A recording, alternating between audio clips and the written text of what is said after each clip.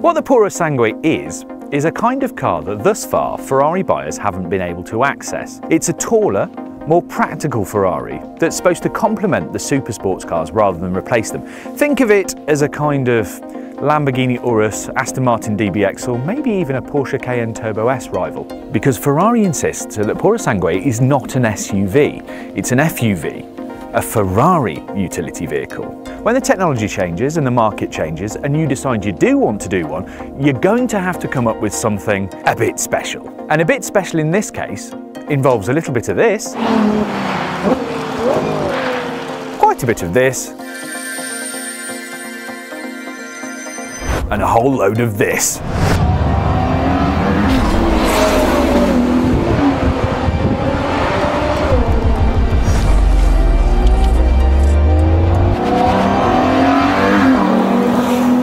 So what have we got? Well, it's actually a car that's quite a bit smaller than you think for a start, because it's just not on the same scale as an Urus or a DBX. In fact, it's quite a lot shorter, very much lower, but just a smidge wider, so it's quite four square, quite chunky.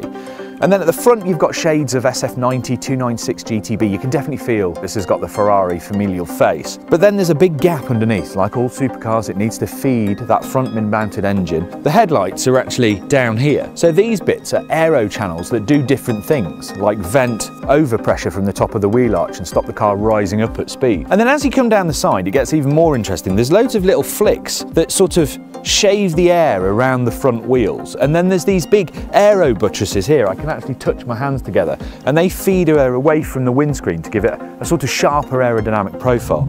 It's got 22-inch wheels at the front and 23-inch wheels at the back, and coupled with a low nose and kind of big back, it gives it a kind of sprinty, quite aggressive stance. It always looks like it wants to go fast. And then in profile you really do notice this big black wheel arch that runs then along the sills of the car and over the back wheel arch. And actually these big haunches are massive. It's got really big thighs. Look at these, which are really muscular, are very racehorsey. There's more aero flicks, more gap, so you see lots of little aerodynamic aids all the time. And then at the rear, again, Ferrari familiar, so you get shades of SF90, 296 GTB, that sort of stuff.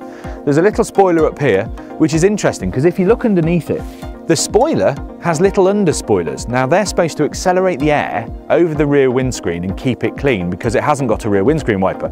In my experience, in the conditions that we've been having here this week, I think it's actually quite nice at the rear. Is it successful overall?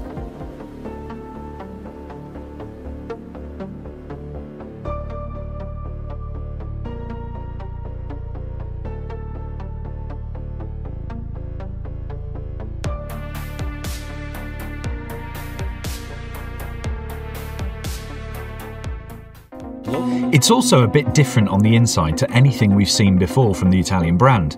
For a start, there are 4 seats and 4 doors. Front doors like this, rear doors like this. Now Ferrari calls them comfort doors, and a pillarless option was actually considered, but it made the Purosangue a little bit too wobbly, so this was the solution they came up with. And actually, there's quite a bit more space in the back than you think, and it's a lot easier to get into than it looks. And actually, although you wouldn't want to be too tall or have massive feet, there is quite a lot of space. This is me behind my own driving position. And then when you want to shut the door, you just press a button.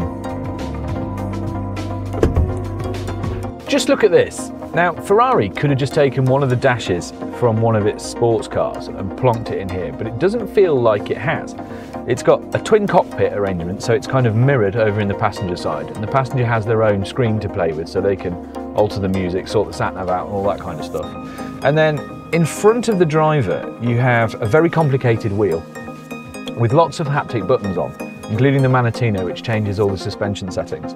One thing I do miss straight away is the start button, because now it's a little haptic pad there, and I think starting an engine should be a more mechanical process. I actually want a button to press rather than a little haptic touch thing. It's a bit disappointing really. It's interesting, there's a lot of new tech in here as well. So instead of a load of buttons, what you have is this little rotary controller. If I tap it, it pops out of the dash like this, and then you can select different functions. So if I want to change the fan speed, I tap the fan, and then I turn it whichever way, and then I can come back, change the temperature, do that, and you can do that with everything. So if I want to change the seats, I press the seat icon, and then you've got massage, heat, all the rest of it. I think this is great. Sat here, it's really useful and it looks really slick. But I've found when I'm driving down a bumpy road, or I'm on a motorway, or I'm actually just doing any kind of driving function, this is quite small and quite complicated, and I don't think that's a good thing. Now obviously if you own one of these, you have it completely set up and it's perfectly normal, but other than that, there's lots of carbon fibre, as you might expect. The seats are super technical, super comfortable. I've done a couple of thousand miles in this car now, and it just feels really, really good to sit in, which is important. There's plenty of practical things. Where the Super Series sports cars are all about focused on driving fast, this has more touring ability. So you've got wireless charging here, you've got a couple of decent cup holders, you've got a little shelf here with some USB-Cs. It feels like the kind of car that you can do more miles in. And actually, being a strict 4-seater, there is no 5-seat option.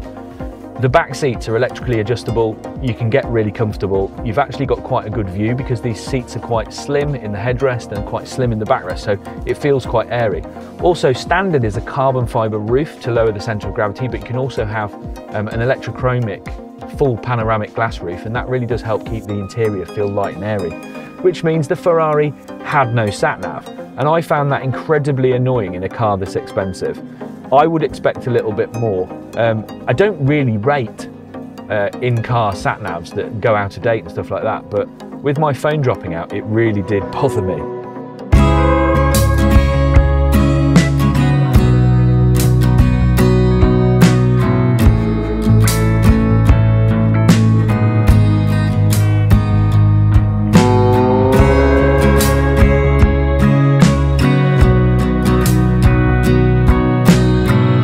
Isn't huge, but if you do a little bit of Jenga and pull some of the trim pieces around a little bit, so you take this false floor out, there's actually a good space under there. The back seats automatically fold flat. Now it's not a perfectly flat surface, but it does give you a good old space in which to chuck stuff. Ferrari's also going to do a set of accessories for carrying things like bikes and skis, so it does suggest.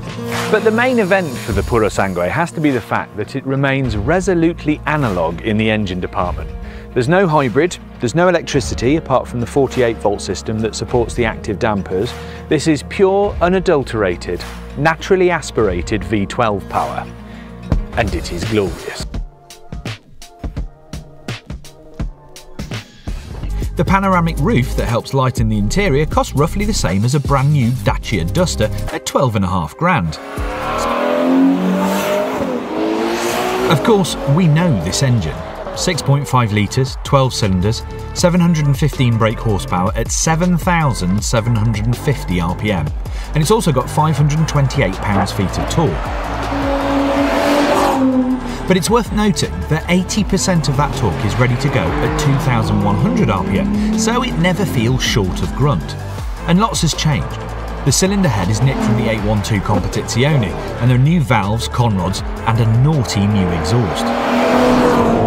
Really send it, and you're looking at hitting 62 miles an hour from rest in 3.3 seconds, and up to 193 miles an hour top speed, so it is not going to get embarrassed by much short of a proper supercar.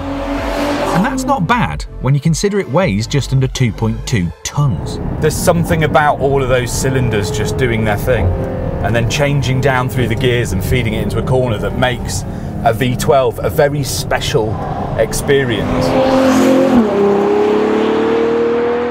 Where all the other fast big things that other manufacturers produce always feel like very fast SUVs, the Purosangue doesn't feel related to something else. It really does feel like its own thing, which is exactly what the company was hoping